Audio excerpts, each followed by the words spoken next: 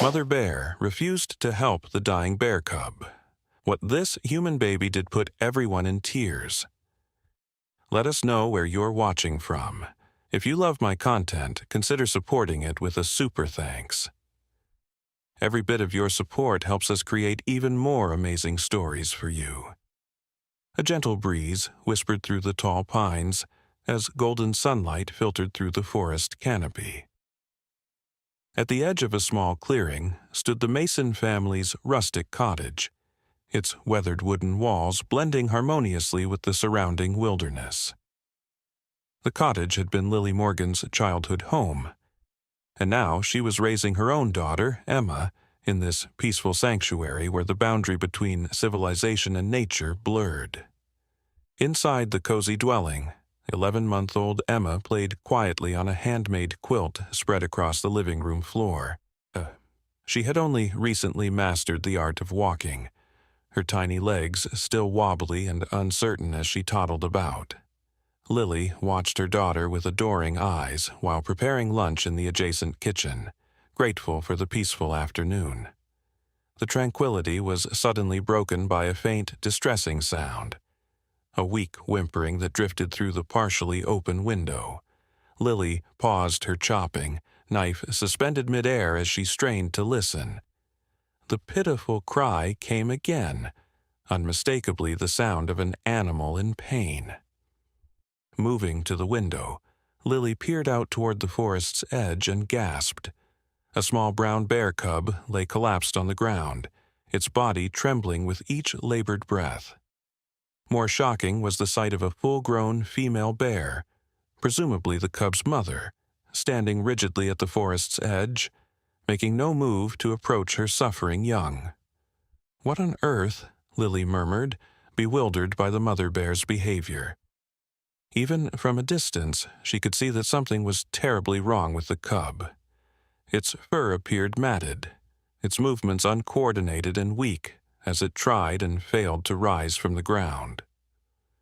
The mother bear paced back and forth at the tree line, occasionally rising on her hind legs to sniff the air. Her behavior was utterly perplexing. She seemed aware of her cub's distress but refused to approach, almost as if she was afraid or somehow repelled by her own offspring. Lily's neighbor, Jacob Bennett, emerged from his cabin nearby, drawn by the unusual commotion. He joined Lily at the edge of her porch, binoculars in hand. "I've never seen anything like it," Jacob muttered, adjusting the focus. "That mother's abandoned her cub. Something must be really wrong." "Should we call the wildlife service?" Lily asked, her voice tight with concern. The cub's cries were growing weaker, more desperate. "Already did," Jacob replied grimly. "They're at least 40 minutes out. I don't think that little one has that long." Inside the cottage, Emma had grown unusually still. The baby's head tilted as she listened to the strange sounds coming from outside. Her cherubic face showed an expression of curiosity that seemed far beyond her young age. As the adults conferred anxiously on the porch, Emma pulled herself up against the furniture and wobbled toward the door that had been left slightly ajar. No one noticed the tiny figure slip outside, determined little legs carrying her forward one unsteady step at a time toward the sound of suffering that somehow called to her innocent heart. The adults remained focused on the distressing scene before them, unaware of Emma's escape. The little girl's face scrunched in concentration as she made her way across the uneven ground, her chubby hands occasionally reaching out to steady herself against the tall grass. Something in the cub's cries resonated deep within her, awakening an instinct far older than her 11 months of life. "I'll try to keep the mother at bay if she approaches," Jacob said, reaching for the bear spray he always kept on his belt when venturing outdoors. "Bears don't usually come this close to the cabins, especially not in broad daylight. Something's very wrong here." Lily nodded, her maternal instincts flaring with concern, both for the suffering cub and for the danger the situation presented. It was then that the horrifying realization struck her. Emma was no longer inside the house. "Emma!" she called, spinning around. Her heart froze when she spotted her baby, now halfway across the yard, determinedly wobbling toward the injured bear cub. "Emma!" No exclamation mark. Her scream pierced the air, causing the mother bear to rear up on her hind legs, agitated by the sudden noise. Jacob grabbed Lily's arm as she lunged forward, holding her back. "Don't run," he warned urgently.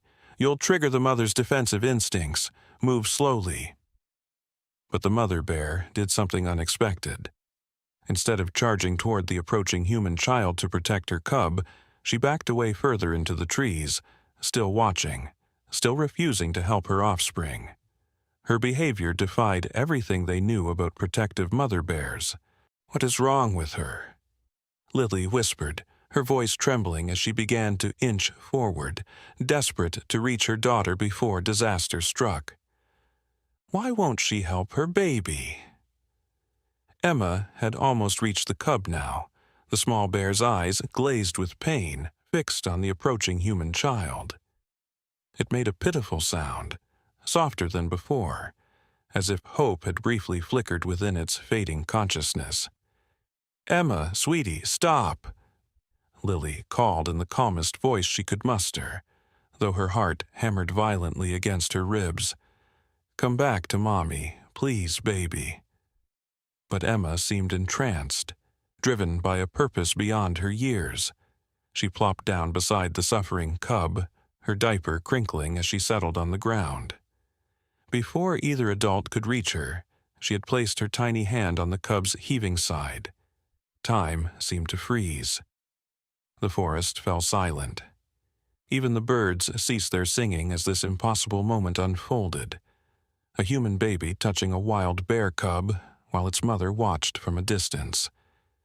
"Dear God," Jacob breathed, bear spray still in hand, body tense and ready to intervene at the first sign of danger. The cub's breathing was dangerously shallow now.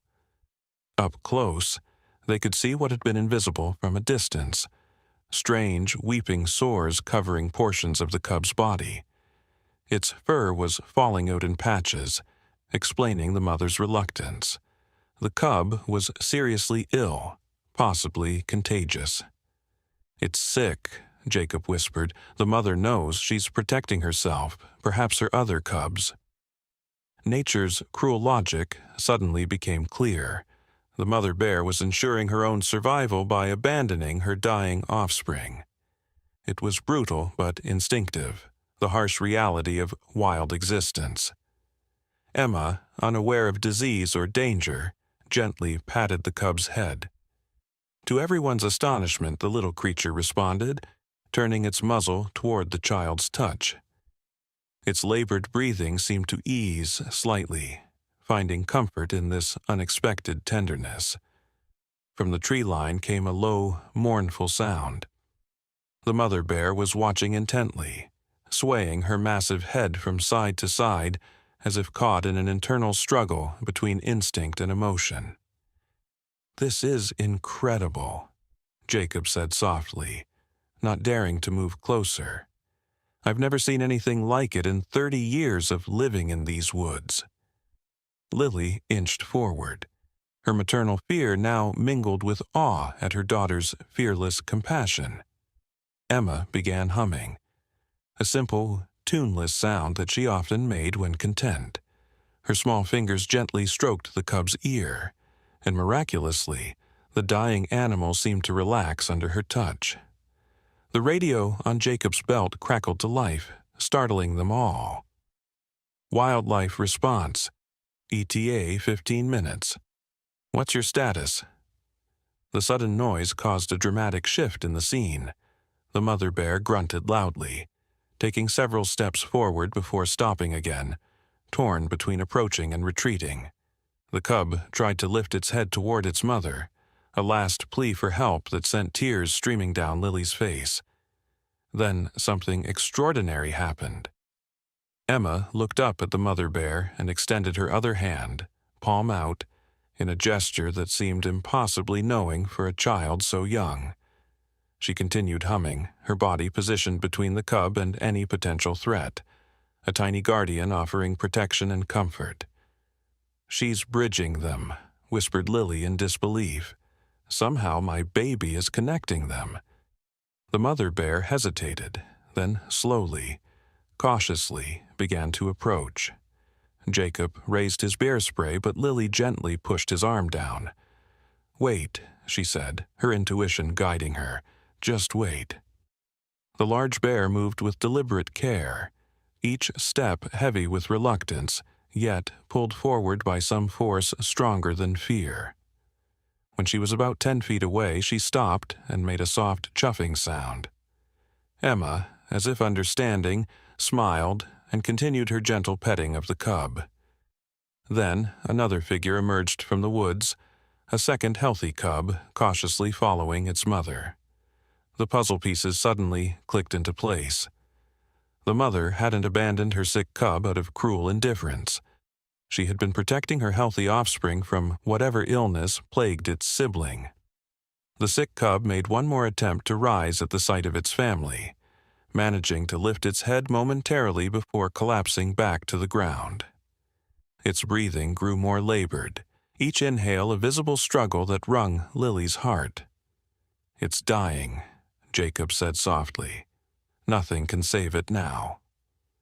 But Emma, in her innocent wisdom, seemed to understand what was needed in this moment. She scooted closer, cradling the cub's head in her lap as gently as if it were one of her stuffed toys. Her humming never stopped, a simple lullaby for a passing life. The mother bear watched, her massive body trembling with what appeared remarkably like grief. She made no move to interfere, as if recognizing that this small human was giving her cub something she could not. Comfort in it. Tears flowed freely down Lily's cheeks now. Her fear transformed into profound emotion as she watched her baby demonstrate a depth of compassion that many adults never achieve. The healthy cub sat beside its mother, silent witness to this strange and beautiful moment where the boundaries between species dissolved in the face of suffering and kindness. "The wildlife team will be here soon," Jacob said quietly, his own voice thick with emotion. "But I think Emma is giving this cub exactly what it needs right now." Lily nodded, unable to speak. She knew they should remove Emma from this potentially dangerous situation, yet something told her that interrupting this sacred moment would be wrong. Her daughter was exactly where she needed to be, fulfilling a purpose beyond rational explanation. The sun shifted position, casting dappled light through the trees onto the unusual gathering. Time seemed to slow as they all bore witness to the cub's labored breathing. Each rise and fall of its small chest grew more shallow, the pauses between breaths lengthening ominously. Emma's tiny hand continued its gentle stroking, her innocent face showing a peculiar understanding far beyond her years. Suddenly, a new sound broke the reverent silence, the rumble of an approaching vehicle. The wildlife response team had arrived earlier than expected. The noise startled the mother bear, who huffed loudly and took several protective steps toward her healthy cub. "They're here," Jacob said, turning toward the dirt road, where dust billowed behind a green truck emblazoned with the Forest Service logo. "I'll go meet them, explain the situation." As Jacob hurried toward the approaching vehicle, Lily remained frozen, torn between maternal instinct to protect her child and a profound sense that Emma was safe, even in this extraordinary circumstance. The mother bear, despite her obvious agitation at the new disturbance, made no threatening moves toward the human baby. From the truck emerged two uniformed wildlife officers and a woman in civilian clothes who carried a medical bag, clearly the veterinarian. Their faces registered shock as they took in the scene before them. "Ma'am, please don't move," called one of the officers, his hand instinctively moving to the tranquilizer gun at his side. We need you to stay completely still while we assess the situation." Jacob intercepted them, speaking in urgent, hushed tones, gesturing toward Emma and the bears. The veterinarian's expression changed from alarm to fascination as she listened. "I've never heard of anything like this," she said, loud enough for Lily to hear. "A mother bear allowing a human child near her cubs? It defies everything we know about bear behavior." The sick cub's breathing had become alarmingly irregular now. Its eyes, once bright with pain, were growing dim. Emma, sensing the change, leaned down and pressed her forehead gently against the cub's head, an act of such tender intimacy that Lily had to stifle a sob. The forest fell silent again, as if nature itself held its breath. Even the birds ceased their calls, creating an eerie stillness broken only by Emma's soft humming. Then, without warning, the mother bear made her move. With deliberate, heavy steps, she approached her dying cub and the human child who comforted it. Jacob and the wildlife officers tensed, weapons at the ready, but Lily raised her hand. "Wait," she whispered. "Just wait." The massive bear stopped just feet away from Emma and her cub. She lowered her head, nostrils flaring as she sniffed her suffering offspring. A low, mournful sound emerged from deep in her chest, a sound of such profound grief that tears sprang to the eyes of every adult present. Emma, unafraid, looked up at the enormous creature towering over her. What happened next would be recounted in the valley for years to come, achieving almost mythical status among those who hadn't witnessed it firsthand. The little girl reached out her free hand toward the mother bear, palm up, offering comfort not just to the cub but to its grieving parent. For one heart-stopping moment, the bear's massive muzzle hovered inches from Emma's tiny fingers. "Dear God," breathed the veterinarian, frozen in place like everyone else. The mother bear gently, incredibly gently, touched her nose to Emma's palm. It was the briefest of contacts, but in that moment something profound passed between them. An understanding, a connection that transcended the natural boundaries separating their species. Then, with utmost delicacy, the mother bear nuzzled her dying cub. She made soft chuffing sounds, communicating in ways only her kind could understand, saying goodbye in the language of bears. The cub responded with one final, weak movement, turning its head toward its mother's touch even as its breathing grew more labored.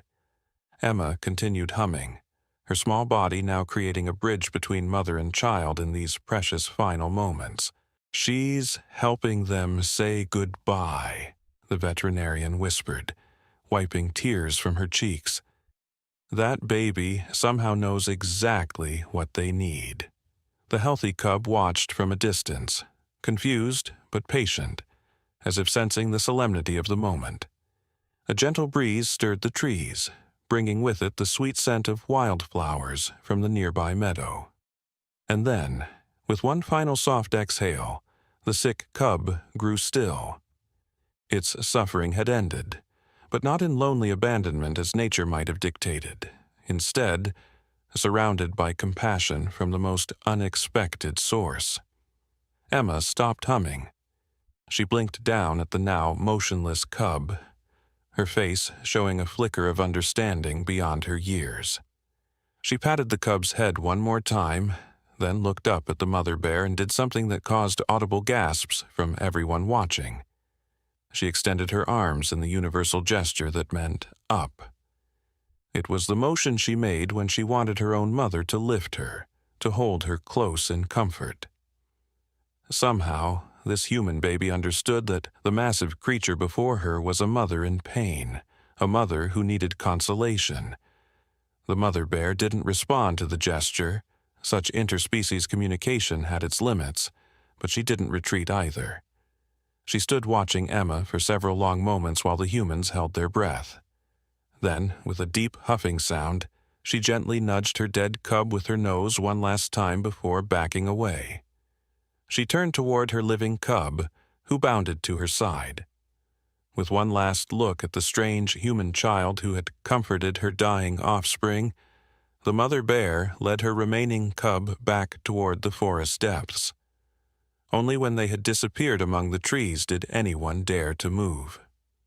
The wildlife officers exchanged glances of disbelief, and the veterinarian approached slowly, medical bag in hand, though she knew her services were no longer needed.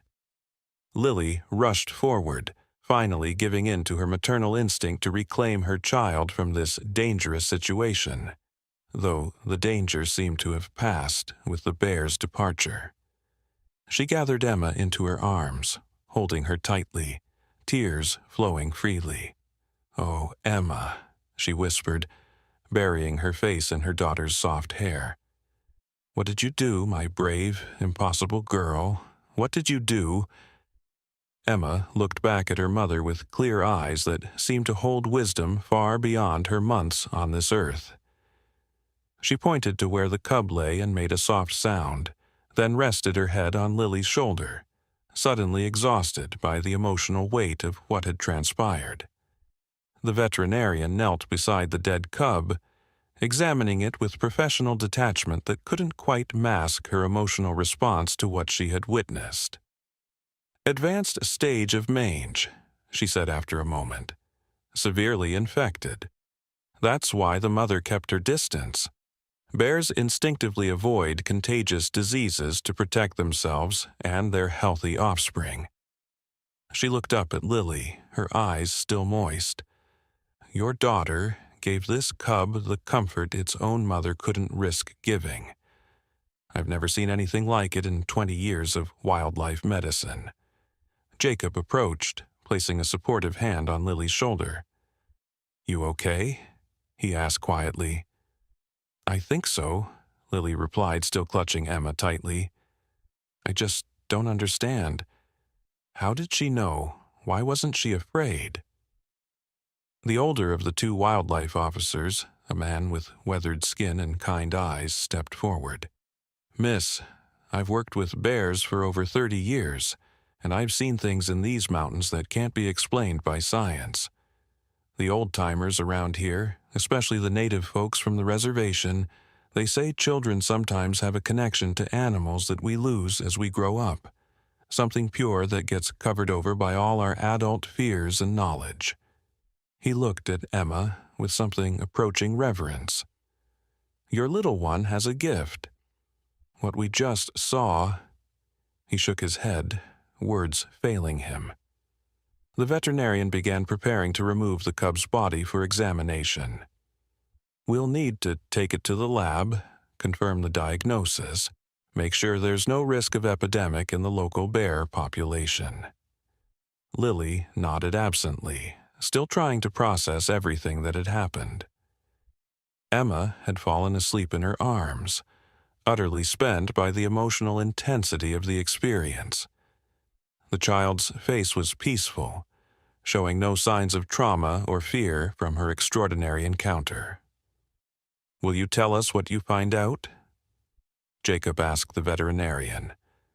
"About what was wrong with the cub?" "Of course," she replied, carefully placing the small body in a special container. "Though I doubt the lab tests will explain what we just witnessed here today." She glanced at the sleeping child in Lily's arms. "Some things can't be measured or quantified." As the wildlife team prepared to depart, neighbors began appearing at the edges of the clearing, drawn by the commotion and official vehicles. Word would spread quickly through their small community about the miracle they had missed, the impossible connection between a human baby and a wild bear family, the compassion that had transcended species barriers. Lily carried Emma back toward their cottage, her mind swimming with the implications of what her daughter had done. Was it merely the innocent fearlessness of a child too young to understand danger? Or was it something more? A pure empathy, unfiltered by the prejudices and fears adults accumulated through life? Jacob walked beside them, protective and still visibly moved by what they had witnessed. "You know," he said softly. My grandmother used to tell stories about children with special gifts, kids who could communicate with animals, who could sense things others couldn't. He glanced at the sleeping Emma. I always thought they were just tales to entertain us on long winter nights. Lily kissed the top of her daughter's head. I don't know what to believe anymore, she admitted. But I do know my Emma did something beautiful today, something I'll never forget. As they reached the porch steps, a soft rain began to fall, cleansing the forest air. The distant rumble of thunder seemed to mark the passing of the extraordinary moment they had shared, nature's own acknowledgement of the rare communion between species they had witnessed. Inside the cottage, Lily gently laid Emma in her crib. The child stirred briefly, her eyes opening for just a moment. She made the same humming sound she had used to comfort the dying cub, then drifted back to sleep with the innocent peace that only children possess. Lily stood watching her daughter, wondering what memories, if any, Emma would retain of this day. Would she remember the connection she had forged with wild creatures? Or would it fade like so many early childhood experiences, leaving behind only a mysterious affinity for animals that she could never quite explain? Outside, the mother bear and her remaining cub made their way deep into the forest. If bears could know grief or gratitude, perhaps she carried both as she led her surviving offspring toward their den. Perhaps something had shifted in her understanding of the human world that had always seemed so threatening. Or perhaps she simply followed her instincts, focused now solely on protecting the cub that still needed her care. The rain continued to fall, washing away the traces of the encounter. The small indentation in the grass where the cub had lain, the tiny footprints Emma had left as she toddled toward her destiny as an unlikely comforter of wild things. By morning, no physical evidence would remain of the miracle that had occurred in this ordinary clearing on what had begun as an ordinary day. But something had changed, something intangible but profound. Those who had witnessed Emma's act of compassion would never see the boundary between humans and animals quite the same way again. A veil had been lifted, if only briefly, revealing the possibility of connection across seemingly insurmountable differences. The days that followed brought rain and fog to the mountain valley, as if nature itself was in mourning. Lily found herself watching Emma with new eyes, searching for signs that might explain her daughter's extraordinary behavior. The child seemed unchanged. Still the same sweet, curious baby who delighted in simple pleasures and babbled happily to her stuffed animals. Yet Lily couldn't shake the feeling that something fundamental had shifted, not just in how she saw her daughter, but in how she understood the world. On the third morning after the incident, a soft knock came at the cottage door. Lily opened it to find Sarah Blackhawk, an elder from the Native American reservation that bordered the national forest. Though they had exchanged pleasantries at the local farmers' market, they weren't well acquainted. The older woman's unexpected visit was surprising. "May I come in?" Sarah asked, her weathered face solemn. Behind her, mist clung to the trees, shrouding the forest in mystery. "Of course," Lily replied, stepping aside. "Can I offer you some tea?" Sarah nodded, settling into a chair at the kitchen table. Her dark eyes moved immediately to Emma, who was playing on her quilt nearby. The child looked up, seeming to sense the visitor's attention, and gave a toothless smile that illuminated her entire face. "Word travels fast in small communities," Sarah said, accepting the steaming mug Lily offered, "especially when it's about something as extraordinary as what happened here." Lily sat down across from her, cradling her own tea. "I'm still trying to make sense of it myself." Sarah studied Emma thoughtfully. "My grandmother was what our people call a medicine woman. She believed that some children are born with special gifts, abilities to bridge the gap between humans and the natural world. She took a careful sip of her tea. These gifts often fade as children grow older, buried beneath the weight of societal expectations and rational thinking. You think Emma has this gift? Lily asked, trying to keep the skepticism from her voice. She had been raised in a pragmatic household where such mystical notions were dismissed as superstition. I think what happened with the bears cannot be explained by conventional understanding, Sarah replied simply. She reached into the leather bag she carried and withdrew a small object wrapped in soft deerskin.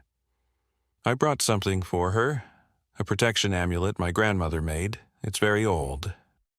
She unwrapped the bundle to reveal a small pendant, a polished stone of deep blue set in intricate beadwork. Lapis lazuli. In our tradition, it strengthens the connection between the physical and spiritual worlds while offering protection to those who walk between them. Lily hesitated, torn between not wanting to offend her visitor and her instinctive wariness of attributing supernatural qualities to her daughter. Before she could respond, Emma toddled over, drawn by the glint of the stone. The baby reached out a chubby hand, her eyes fixed on the pendant with unmistakable interest. She's drawn to it, Sarah observed quietly. The stone recognizes her spirit. As if to confirm this, Emma made a sound remarkably similar to the humming she had used to comfort the dying bear cub. The resemblance sent a chill down Lily's spine. "There's something else you should know," Sarah said, gently placing the pendant in Emma's outstretched hand. "The rangers found tracks yesterday, about a mile from here. The mother bear has been circling back, coming closer to your property each night." Lily tensed immediately. "Is that a threat? Should we be worried?" Sarah shook her head slowly. "I don't believe so. Bears have long memories. This one shared something profound with your daughter. I think she's drawn back by that connection, not by any aggressive intent. But a wild bear near our home is certainly something to be respectful of," Sarah completed. "I'm not suggesting you leave food out or encourage her visits. Wild animals must remain wild, but I also don't think you need to fear her." Emma had settled on the floor again, the pendant clutched in her tiny fist, seemingly fascinated by how the light played across its surface.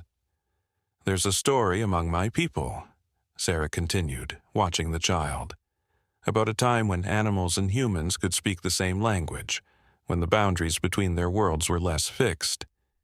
It's said that occasionally a child is born who remembers this ancient tongue." She smiled gently at Lily's skeptical expression. "Whether you see it as literal truth or metaphorical wisdom is your choice. But something extraordinary happened here, something that cannot be fully explained by science alone." Later that afternoon, after Sarah had departed and Emma was down for her nap, Lily found herself drawn to the window that faced the forest.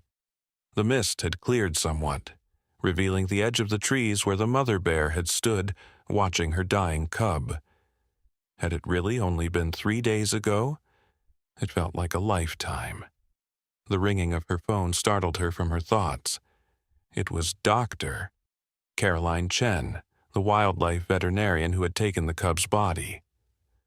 "Mrs. Morgan, I thought you'd want to know the results of our examination," the veterinarian said, her voice carrying an odd note that Lily couldn't quite identify. "Yes, thank you." "Did you confirm it was mange?" "That's just it, Doctor," Chen replied. "It wasn't mange. The cub was suffering from a rare genetic disorder that affects the skin and nervous system. There's no official name for it because it's so rarely documented in wild bear populations. The symptoms can look like mange, but it's not contagious at all." Lily sank into a chair, processing this information. So, the mother bear wasn't staying away to protect herself or her other cub from infection. "No," Dr. Chen confirmed. From a purely medical perspective, there was no reason for her to abandon her cub. That's what's so puzzling. Then why would she refuse to help it? Lily asked, thinking aloud. There was a pause on the line. Bears are pragmatic creatures, Dr. Chen finally said.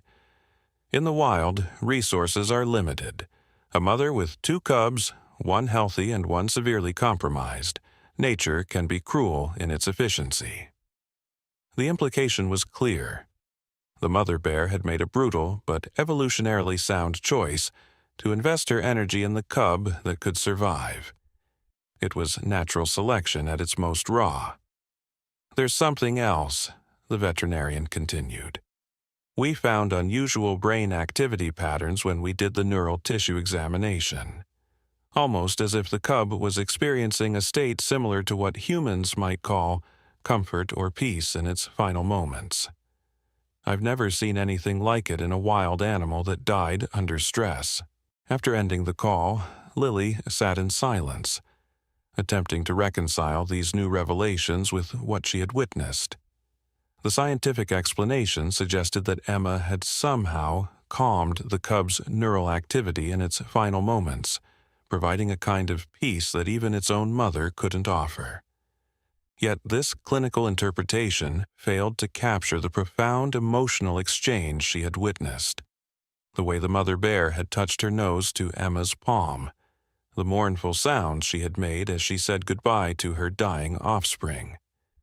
The pendant Sarah had given Emma lay on the kitchen counter, its deep blue stone seeming to hold secrets within its depths.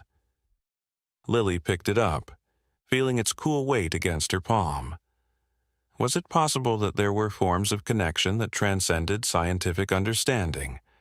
That her daughter possessed a gift that allowed her to bridge worlds that most adults couldn't even perceive? A sharp knock on the door interrupted her thoughts. It was Jacob, his expression tense. "You need to see this," he said without preamble. "Can you get Emma? And bring a jacket. It's getting cold out there." "What's going on?" Lily asked, immediately concerned by his urgency. "Just trust me," he replied.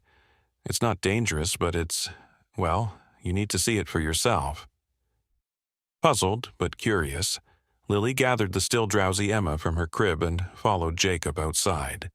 He led them along a narrow trail that wound behind their cottages into the forest. After about 10 minutes of walking, he slowed, putting a finger to his lips. "Just around this bend," he whispered. "Stay quiet and move slowly." They rounded the corner, and Lily gasped. In a small clearing ahead, the mother bear sat with her surviving cub, but it was what lay at the edge of the clearing that caused Lily's heart to race. A freshly killed deer, placed deliberately at the boundary between forest and trail, clearly visible to anyone walking the path.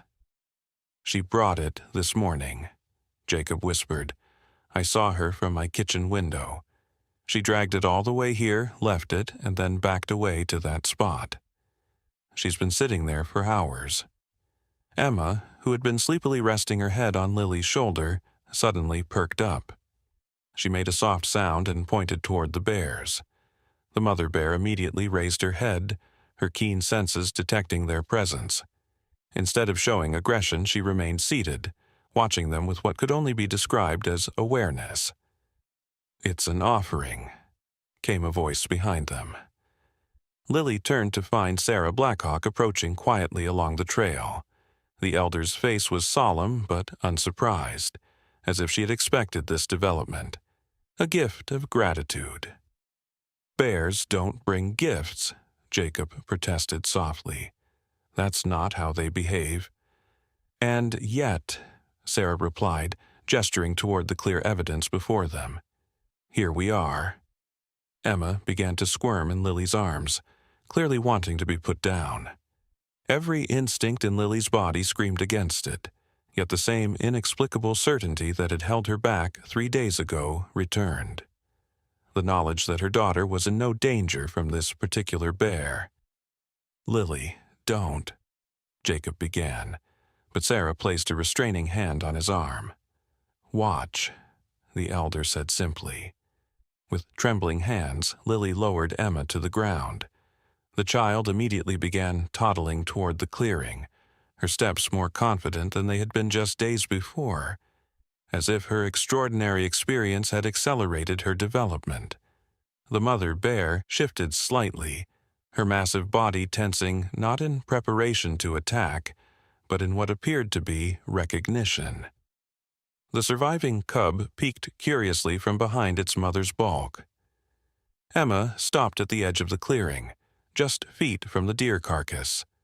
She looked back at her mother, as if seeking permission to proceed. Lily found herself nodding, unable to explain even to herself why she was allowing this impossible interaction to continue. The little girl turned back to the bears and did something that caused Jacob to mutter an exclamation of disbelief. She bowed her head slightly, then raised it to meet the mother bear's gaze directly. It was a gesture no one had taught her, a movement that seemed to carry meaning beyond her years. The mother bear rose to her full height, an intimidating 7 feet of wild power. She made a soft huffing sound, then slowly, deliberately, lowered herself back down. The message was unmistakable, though utterly impossible to explain through conventional understanding of animal behavior. Acknowledgement, perhaps even respect. For several breathless minutes, human child and wild bears regarded each other across the clearing. No words were exchanged, no physical contact made, yet communication was clearly happening on some level beyond ordinary perception. Then, as if some invisible signal had passed between them, the mother bear rose again and nudged her remaining cub. With one last look at Emma, she turned and led her offspring deeper into the forest, disappearing among the trees. Emma watched them go, then turned and toddled back to Lily with a serene expression that belied the extraordinary nature of what had just occurred. "Did that really just happen?" Jacob asked, his voice unsteady. "Did a wild bear just make an offering to thank a human baby?" Sarah nodded, unsurprised. The old stories say that gratitude is understood by all creatures. It's one of the universal languages. She looked at Emma with respect. Your daughter spoke to this bear in a way that transcended ordinary boundaries. The bear is acknowledging that gift. Lily lifted Emma into her arms, feeling both shaken and profoundly moved. "What happens now?" she asked, though she wasn't entirely sure who she was asking or what exactly she meant by the question. "Now life continues," Sarah replied simply. "The bear will raise her surviving cub. Emma will grow, but neither will forget the connection they shared." She touched the pendant that Lily had placed around Emma's neck before they left the cottage. Some experiences change us in ways that can never be undone. They become part of our story, woven into who we are. In the days and weeks that followed, rangers occasionally reported sightings of the mother bear and her cub in the general vicinity, but they never again approached as close to the human dwellings as they had on that remarkable day. The deer carcass was removed by wildlife officials, documented as an unusual occurrence but ultimately filed away as an unexplained anomaly. Life did indeed continue. Spring melted into summer. Emma celebrated her first birthday with a small party attended by neighbors, including Jacob and Sarah. She grew more verbal, more coordinated, developing as all children do, yet there remained something in her eyes, a depth of awareness that visitors often remarked upon. "She has an old soul," people would say, not knowing how close they might be to the truth. Lily hung the pendant in Emma's room, within sight but out of reach of curious little hands. Sometimes, in the quiet hours of early morning when the boundary between dreaming and waking was thin, she would hear her daughter making that same humming sound, the sound that had comforted a dying bear cub and somehow bridged an ancient divide between human and wild. And occasionally, on nights when the moon hung full and bright over the forest, Lily would catch a flicker of movement at the tree line, a large, dark shadow, pausing briefly before continuing on its solitary path through the wilderness. She never mentioned these sightings to the wildlife authorities, or even to Jacob. Some connections, she had come to believe, were meant to remain private, honored through silence rather than explanation.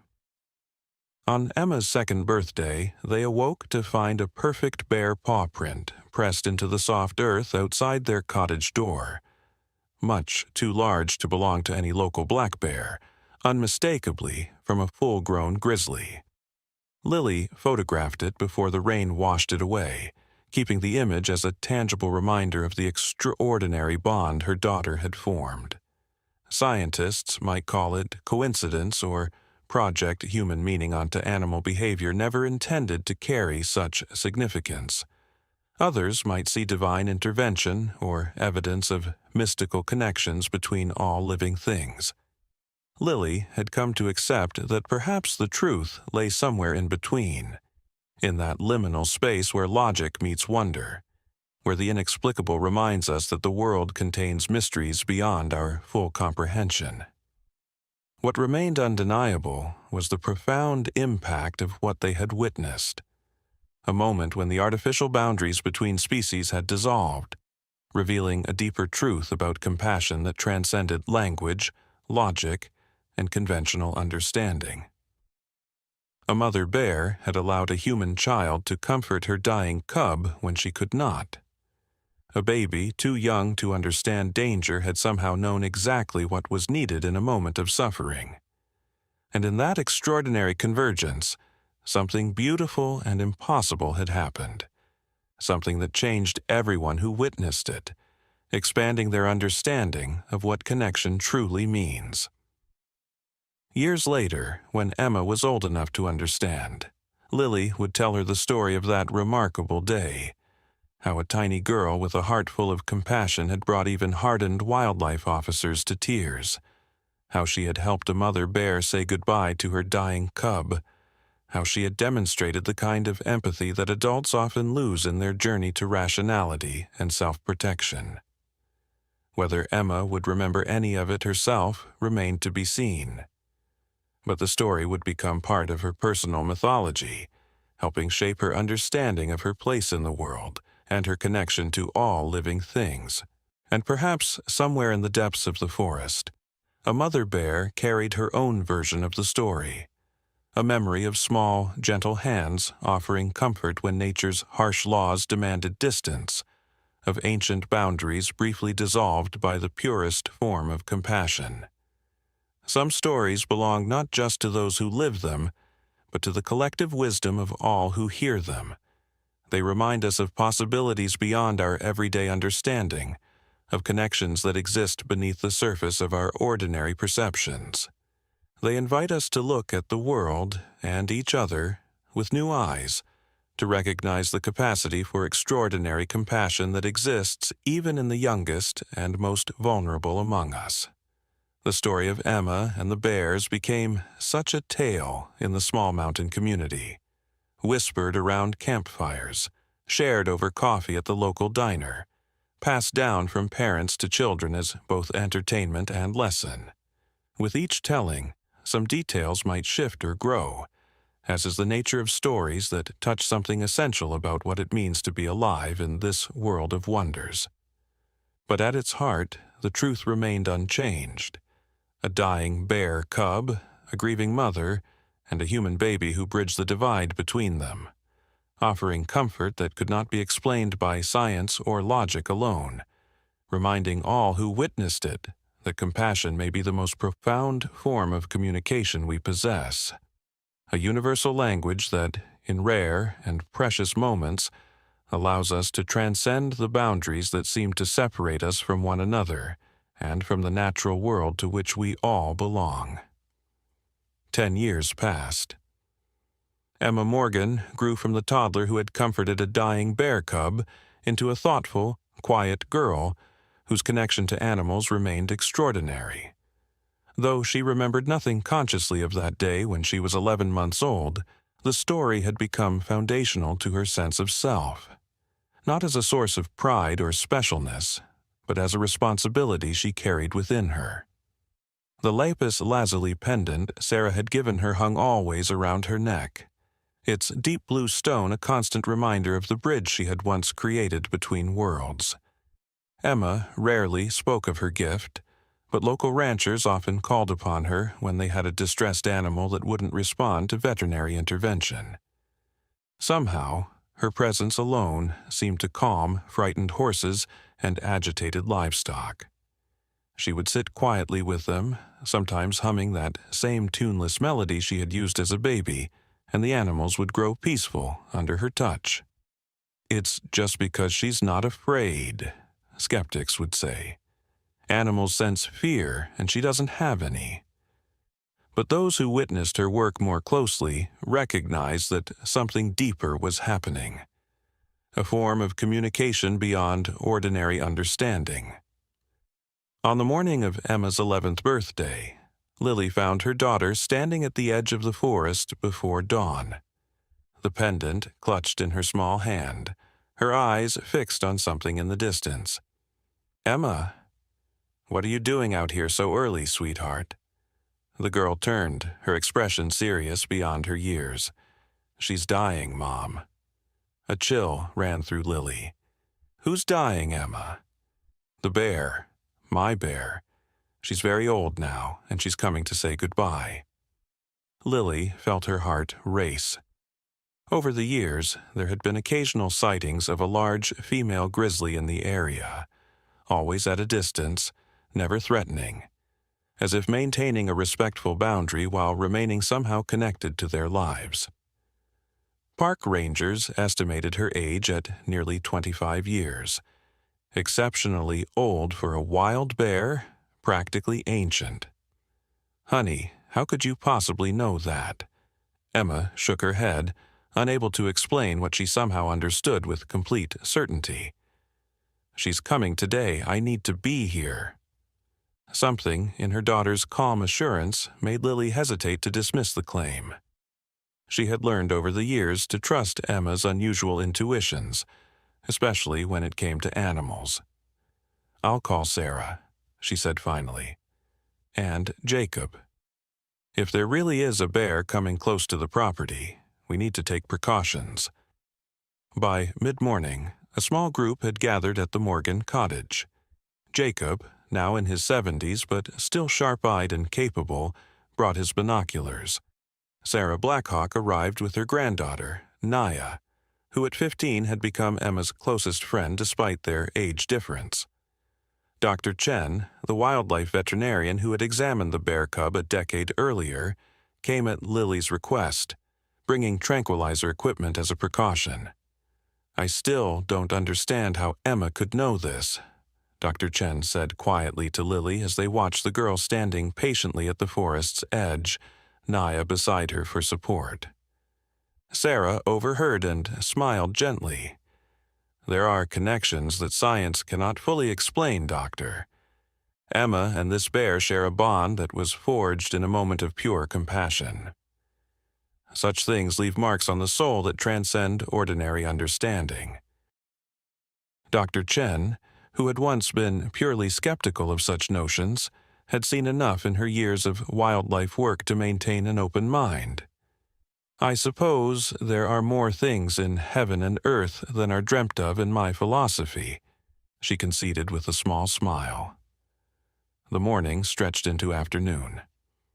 The gathered group took turns keeping watch, sharing memories of that extraordinary day 10 years earlier, when a baby had somehow bridged the divide between human and wild.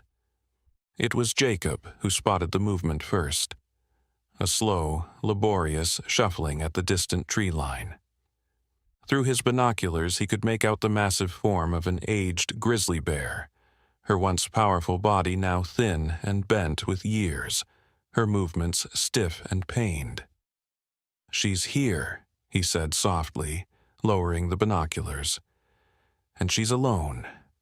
Emma stepped forward immediately, but Lily caught her arm. "Wait, sweetheart. Let Dr. Chen assess the situation first." The veterinarian raised her own binoculars, studying the approaching bear with professional detachment that couldn't quite mask her amazement. It's definitely a very old female grizzly. Her condition is poor, consistent with end-of-life deterioration, but her movement pattern is unusual. She's making a deliberate approach, not random wandering. Almost as if she didn't finish the thought, reluctant to attribute human-like intention to the behavior of a wild animal, despite what she was witnessing. Emma gently removed her mother's hand. "It's okay, Mom. She didn't come for anyone else. She came for me." Before anyone could stop her, she walked forward with the calm confidence of someone much older than her 11 years. Naya made a move to follow, but Sarah held her granddaughter back. "This moment belongs to Emma alone," the elder said softly. They watched in tense silence as the girl made her way across the clearing toward the massive predator. Even in her weakened state, the old grizzly could easily kill a child with a single swipe of her powerful paw. Dr. Chen kept her tranquilizer gun ready, though she knew she might not be fast enough if the bear charged, but the animal showed no aggression. As Emma approached, the bear stopped and lowered her massive head, almost as if in greeting. The girl paused several feet away, respecting the wild creature's space while maintaining the connection between them. What happened next would be debated for years by those who witnessed it. Some would claim it was a series of coincidences, movements misinterpreted through the lens of human emotion. Others would insist they had seen something that defied all scientific understanding of animal behavior. The bear slowly, painfully lowered herself to the ground, her old bones seemingly grateful for the rest. Emma knelt in the grass a short distance away. For several long minutes, girl and bear regarded each other in silence. Then Emma began to hum, that same tuneless melody she had used a decade earlier to comfort a dying cub. The old bear's eyes, rheumy with age but still alert, remained fixed on the child. She made a soft chuffing sound in response, a bear's expression that those familiar with the species recognized as non-threatening, almost conversational. "She's communicating with it," Dr. Chen whispered, her scientific skepticism battling with the evidence before her eyes. "That's not normal bear behavior. Perhaps what we consider normal is simply the limit of our understanding," Sarah replied quietly. As they watched, Emma slowly reached into her pocket and withdrew the lapis lazuli pendant. The deep blue stone caught the afternoon sunlight, sending flashes of azure across the clearing. She held it out toward the bear, not offering it exactly, but showing it as one might share a significant object with an old friend. The bear made another soft sound, her gaze fixed on the glinting stone. Then, with visible effort, she raised her massive head toward the sky, taking in a long breath of air as if savoring the scents of the forest one final time. When she lowered her head again, something in her posture had changed. The tension of physical pain seemed to ease from her massive frame. She settled more deeply into the grass, her breathing slowing visibly. Emma began to speak then, her voice too low to carry to the watching group. Whatever words she shared with the ancient predator remained private, a conversation between two souls connected by an extraordinary past. Minutes stretched into an hour. No one in the watching group considered interrupting. Even Dr. Chen, with her scientific imperative to intervene if the bear was suffering, recognized that something profound and natural was unfolding, a passage that required no human management. As the afternoon light began to soften toward evening, the old bear's breathing slowed further. Emma moved slightly closer, still humming intermittently, still speaking those quiet words meant only for the bear's ears. The end, when it came, was so peaceful that those watching almost missed it. One moment the bear was breathing, her eyes fixed on Emma's face. The next, she was still, her spirit departed with dignity in the presence of the one being who had formed an inexplicable bond with her family a decade earlier. Emma remained kneeling beside the massive body for several long minutes. Then she gently placed the pendant on the bear's shoulder, not as an offering, but as a blessing, a marking of the sacred nature of the passage they had shared.